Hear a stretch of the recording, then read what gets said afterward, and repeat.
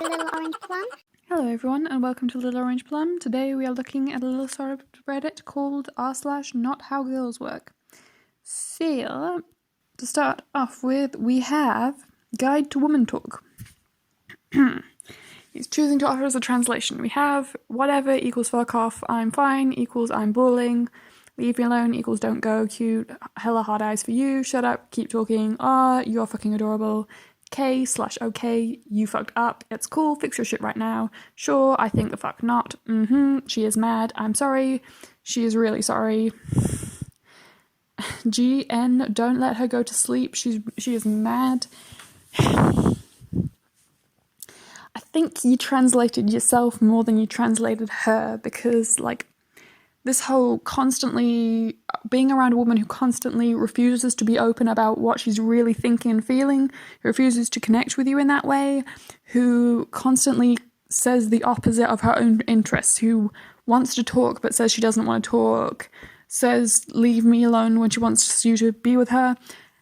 Either you're completely delusional about her, or she's intentionally self-sabotaging herself and her own wants, in which case she's a girl with issues. And the thing is, you're a guy who thinks that basic statements like okay and it's cool are translating to it's you need to fix yourself and you mess up all the time. I mean, okay and it's cool are common everyday phrases, so you feel like you're a guy who fucks up on a daily basis because you think that the person you are in a relationship with is constantly telling you with generic ass words that you're constantly fucking up on a daily basis, and she's actively trying to work against her desires. So, plus I think it's kind of, when she's saying cute, that literally just means cute. She thinks it's cute. Means she thinks it's cute. These don't need explanations. When girls use these words, they just mean what they mean. My guess is usually what happens is, it's when guys are in a phase of needing to constantly pursue meaningless sexual relationships, and even though there's a part of them that realizes they want something more meaningful, they themselves have some serious issues to deal with, and therefore they secretly are making themselves look for bad relationships, which will inevitably fuck up, and that will never be more than just sexual/destructive, because they haven't dealt with their issues and they're just not ready for that long-term commitment, because they'll inevitably fuck it up if they look for a good relationship right now, because you need to deal with your issues, boy, first. Then go try to find a woman. That kind of comes across to me simply because when you feel like cute needs to be translated, even though that always just means cute, that suggests to me that you are someone who needs interactions with a woman to be inherently sexual, and then when women start using words like cute and adorable, which are not sexy, which describe an affection for something that is either platonic or that is like a familiar relationship. I mean, when a girl wants to make you a part of her family because she thinks you're cute and she thinks she's attracted to you in a way that was like, I could see you being a part of my family. Sometimes that means she sees you as a brother. Sometimes it means she sees you as potential father of her children material. Either way, it's meaningful that she's seeing some attraction of something that's potentially more intimate than just sex, and yet you just want to translate that to hella hot eyes. It means cute. It just means cute. It doesn't need to be translated, and you're trying to translate it because you want it to be sexualized more than it is, because you're not ready for something more than sexual. And therefore, when you get a girlfriend, it's to get sex on tap with a girl who you don't want things to go long-term with. So you inevitably, 1, try to destroy your relationship yourself because you don't want it to last, and 2, seek out a girl with serious issues of her own who is probably self-destructing and trying to ruin out all of her relationships herself because she's not ready for long-term either. You just translated your issues, not what women are saying, dude. Yeah. And next we have how to speak to women during quarantine. And again, it says more about the guy and his issues than it does about the woman. We have how to ask for dinner. We have what's for dinner versus can I help you with dinner versus where would you like to deliver from tonight versus here, have some wine. So you all have an idea of the safest thing you can say to a woman when she's in stress is give her alcohol. And it's the same for every single one. Give her wine, which obviously the OP is pointing out how that's a stereotypical drink for women. For me, I think the troubling thing is this is a woman who is enduring a stressful situation, as we all are. Quarantine is kind of stressful because we can't do what we want to do, we can't pursue our goals, we can't enjoy ourselves and go and have the freedom to do what we want, and we have to worry about all the potential other problems that are coming from quarantine. And you think that the best way to help her deal with the stress is give her alcohol. And again, you're living with this person, so I would presume you know her fairly well, and therefore you know what kind of a reaction you're going to get from each thing. So I have to assume it's fairly accurate that she's someone who deals with problems with alcohol. And you, as the person who is supposed to be someone that she can love and trust, have chosen to exploit her vulnerability to alcohol dependency as a way to keep her quiet. I mean, it's literally here in writing. As I say, you're saying more about yourself than you are about her. She's an alcoholic who can't deal with her issues without alcohol. You're the guy who supplies her with alcohol instead of having an argument with her. You'd rather not have to shout/get shouted at. You'd rather not have to risk your relationship or work on your relationship or work on yourself or talk things through reasonably. You just want to give an alcoholic alcohol in order to make them be quiet. That says so much more about you. I mean, it's literally every single one. We've got what's for dinner versus here, have some wine. You're both home quarantined. You're both neither of you has come home from a long, hard day at work. You're both quarantined. Why would you assume by default that she's going to do 100% of domestic chores when you are both at home all the time? I mean, it's fair if she is constantly at home and you are constantly at work. If she doesn't work, if she's chosen to not work, then it's not unreasonable to expect her to pull more weight at home if she's not out working. But neither of you are out working because you're quarantined. Why, in a circumstance, because that's a job. Cleaning and cooking for people is a job. Why does she have to work full-time for you, but you get to sit on your ass all day and wait for quarantine to be over? It says more about you than her. Okay? There is a level of entitlement that you expect to sit on your ass all day in front of the TV, on the couch, all day, not come home from work, not do work, and yet still be catered to. You have a level of entitlement. You expect these things to be done for you by a woman who is having issues with alcoholism and is dealing with some stressful issues. You expect not to confront her about her issues, not to help her with these issues, not to support her with these issues, and to make her do all the work whilst you sit around, and to enable her addiction as a way to make your life easier. And it goes the same way with everything. We have, are you wearing that versus here, have some wine? I don't understand why guys think this is a smart thing to say. Woman walks in wearing an outfit that you don't like and you say, are you wearing that? And you expect the woman to not know that you're trying to use a tactic to manipulate her. She is literally wearing it right now, because men never say this about clothing that is on a coat hanger. And this argument never happens about clothing that is on a coat hanger.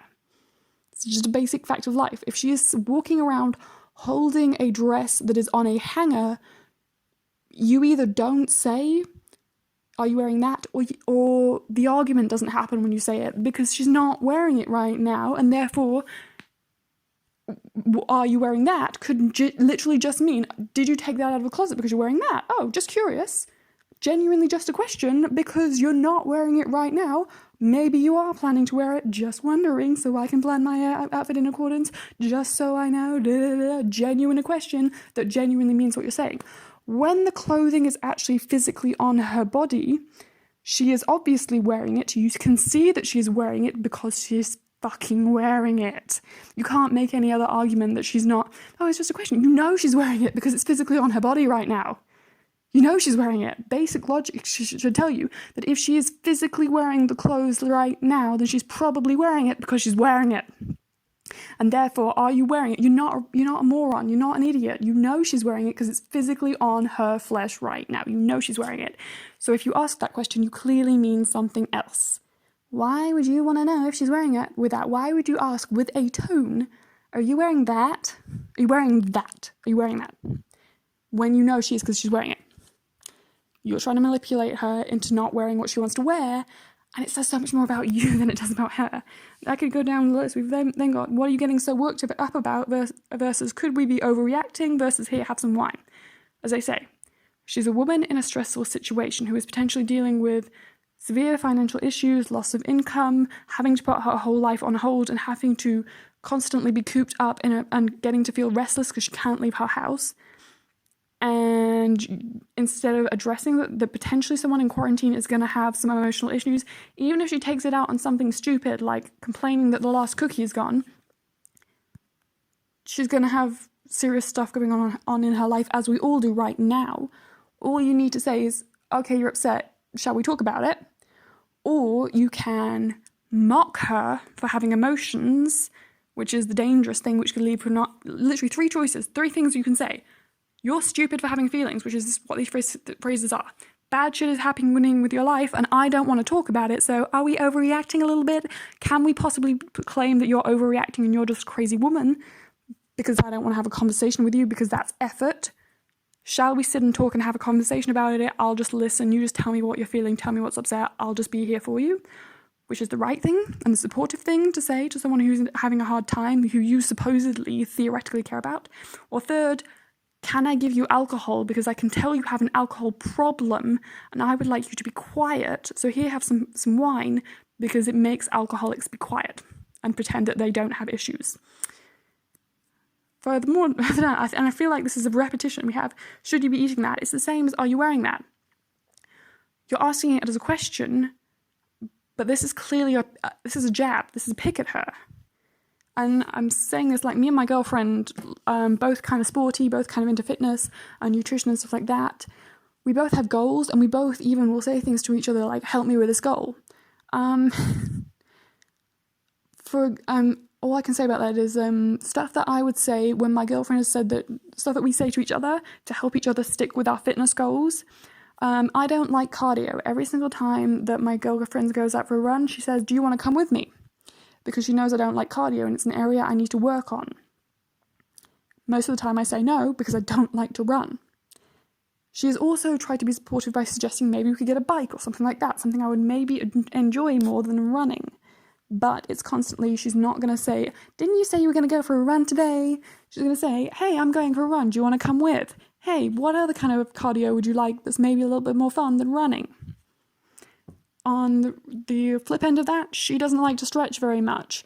I'm very good at stretching. When she's trying to do her stretches, I will say, hey, can I help you with that stretch? Can we do this as a couple stretching thing just to help her out? And obviously the thing is, I could either say in a bitchy tone of voice, you're not holding that stretch for long enough, you're not even trying, or I could acknowledge this is something she really doesn't like to do, and if I wanted to do and want her to help her to do it properly, I need to actually get down there on the floor with her and stretch with her and be like, hey, let's do this together, because it's something she's struggling with.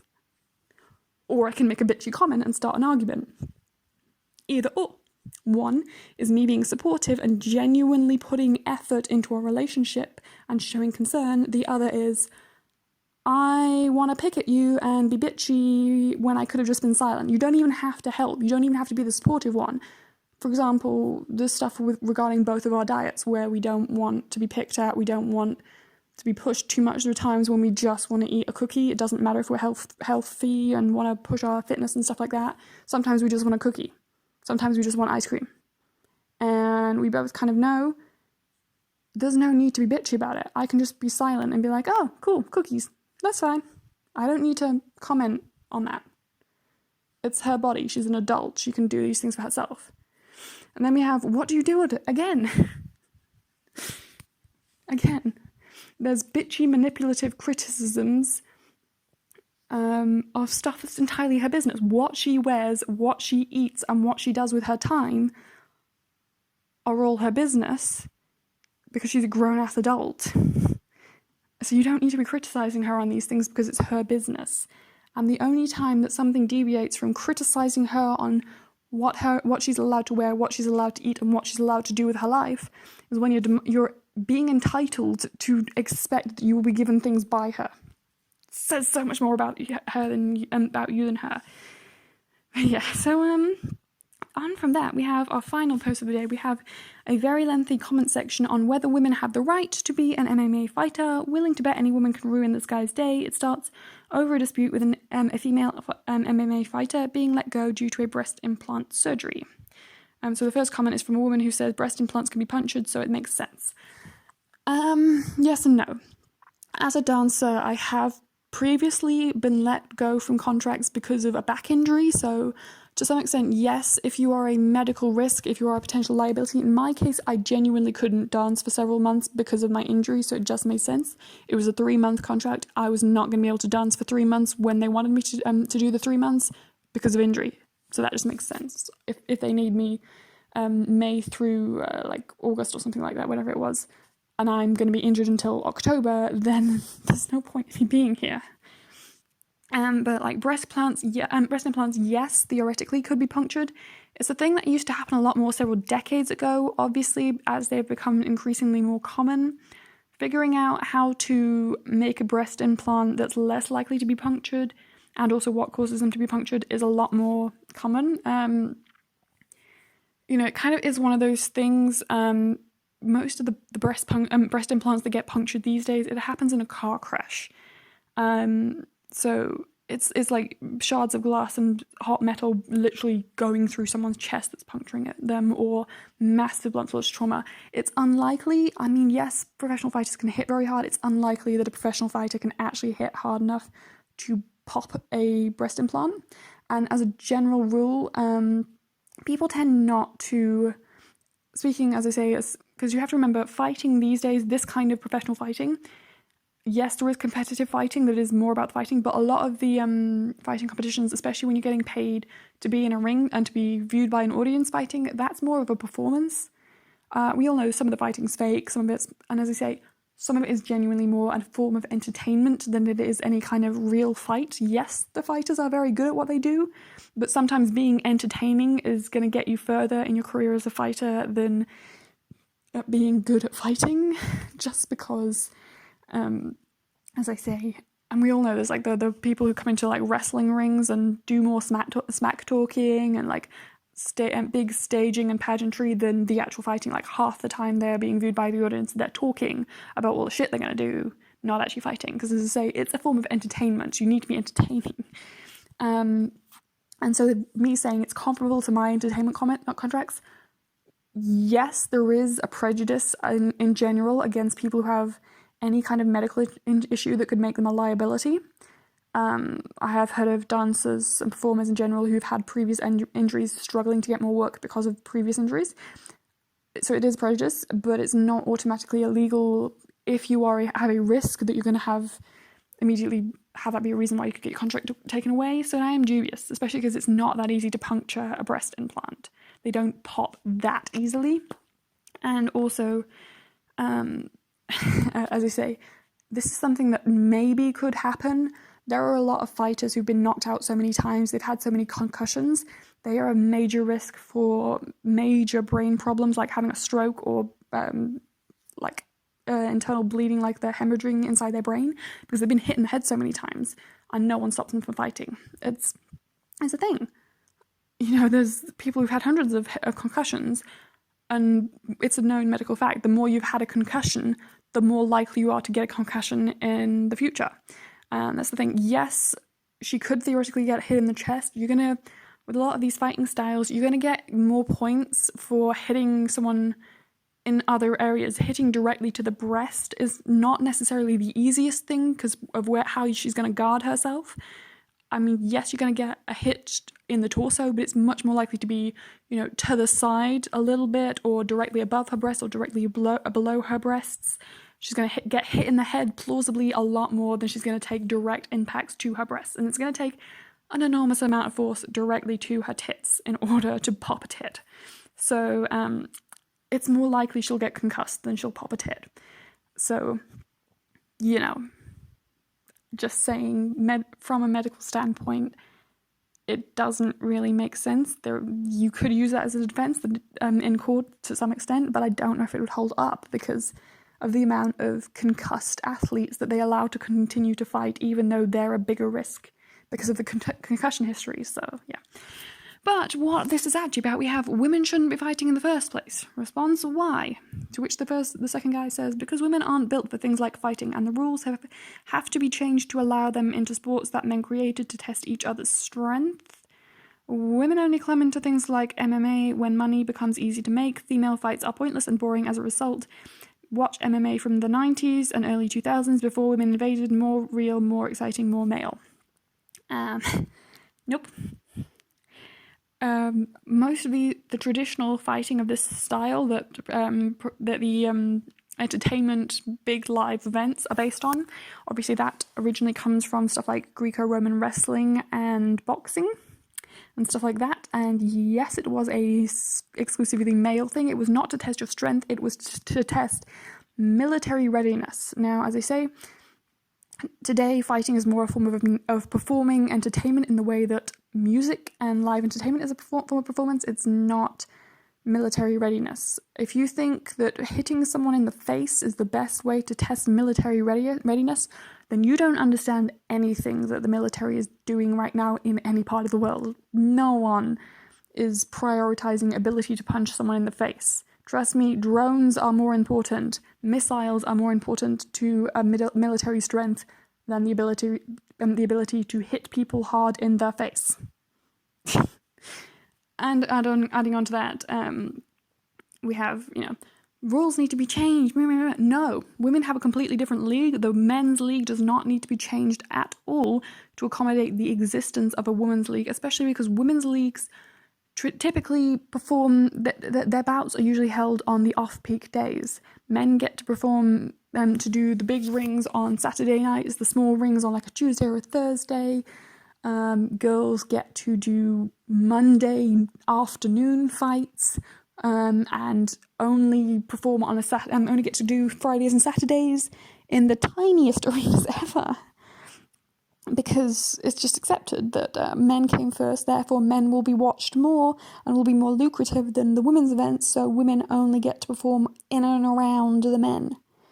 They don't even have to give up the big days.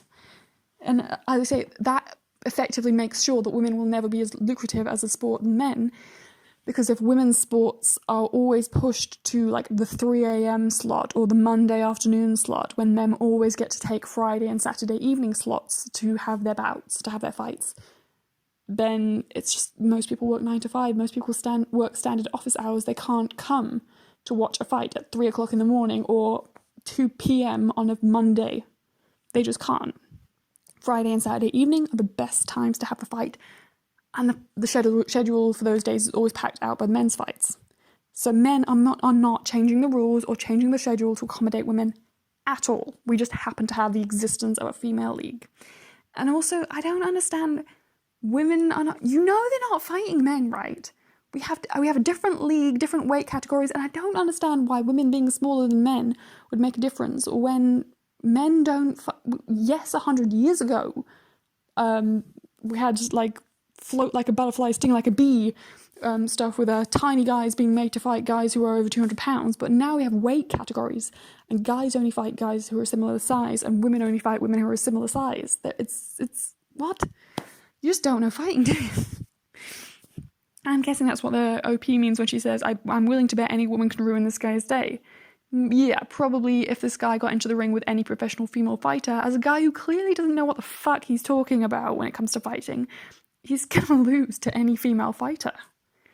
Sorry, dear male gender, yes, the best men in the league pull ahead of the women's league because men have biological advantages, but average Tom, Dick and Harry off the street who doesn't work out is gonna lose a fight to a professional female fighter any day. Sorry to burst your bubble on that, but that's just reality. But anyway, as I say, that was where we're going to fish today.